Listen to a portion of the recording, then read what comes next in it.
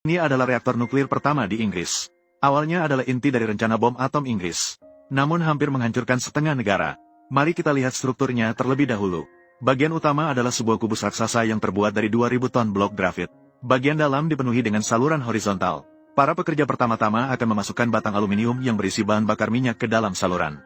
Selanjutnya mereka akan meluncurkan neutron. Neutron akan bertabrakan dengan batang bahan bakar lainnya yang tersusun di sekitar reaktor, memicu reaksi berantai yang menghasilkan banyak panas. Melalui reaksi ini, uranium-238 dapat diubah menjadi uranium-235 yang tidak stabil. Selanjutnya dikonversi menjadi plutonium-239 untuk pembuatan bom nuklir. Pada saat itu, para insinyur juga merancang 3 jenis pengaman untuk alasan keamanan. Salah satu dari blok grafit digunakan untuk memperlambat reaksi nuklir, memperlambat pelepasan neutron dari uranium hingga tingkat yang dapat dikendalikan. Batang kendali yang terbuat dari baja dapat dimasukkan dari atas tumpukan untuk menyerap neutron yang berlebihan. Akhirnya, seluruh reaktor memiliki 2 kipas bantu untuk pendinginan. Kipas bantu dapat mengembuskan udara dingin melalui inti reaktor dan membuangnya melalui cerobong seberat 400 ton. Selain itu, di bagian atas cerobong juga terdapat penyaring. Tujuannya adalah untuk mencegah radiasi bocor ke lingkungan. Perhatikan bahwa cerobong ini hanya digunakan untuk ventilasi. Itu tidak pernah mengeluarkan asap atau uap kapan saja. Jadi pada tanggal 10 Oktober tahun 1957, seorang karyawan menemukan secara tidak sengaja saat sedang bekerja, cerobong raksasa ini terus-menerus mengeluarkan asap putih pucat yang aneh. Sebagai peneliti nuklir di dalamnya, dia ingat dengan jelas peringatan di dalam manual operasi. Asap dari cerobong bukanlah pertanda baik. Takutnya ini akan menjadi masalah besar. Penyebabnya adalah dari suatu operasi rutin yang dilakukan pada tanggal 7 Oktober, ketika para insinyur memulai anil yang ke-9. Mari kita pahami apa arti anil di sini secara sederhana.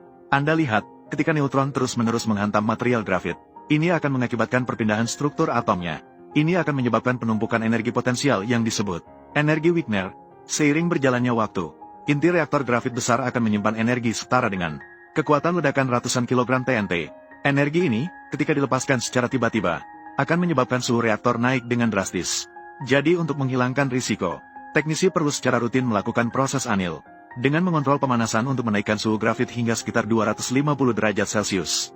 Mendorong atom-atom yang bergeser kembali ke tempatnya, mengeluarkan energi Wigner yang tersimpan dalam bentuk panas yang dapat dikontrol, dilepaskan perlahan. Proses ini mirip dengan menggunakan sendok untuk menghaluskan kerutan kain, mengatur ulang struktur susunan atom melalui getaran teratur. Setelah memahami proses ini, mari kita lihat situasi saat itu. Tanggal 7 Oktober, tim operasi melaksanakan prosedur anil sesuai rencana, yaitu mengeluarkan batang kendali, membuat reaktor memanas hingga 250 derajat Celcius. Namun pada pagi tanggal 8 Oktober, data pemantauan menunjukkan adanya anomali. Suhu inti reaktor tidak meningkat, malah menurun. Ini menunjukkan bahwa energi yang disimpan dalam grafit tidak berhasil dilepaskan sesuai harapan. Jadi teknisi memutuskan untuk memulai kembali program, menghangatkan reaktor hingga 330 derajat Celcius. Pada awal operasi ini tampak efektif. Namun, laju kenaikan suhu jauh melebihi harapan. Hingga sore hari itu, suhu saluran bahan bakar nomor 2053 telah melonjak hingga 380 derajat Celcius. Operator berusaha memasukkan batang kendali untuk memperlambat reaksi.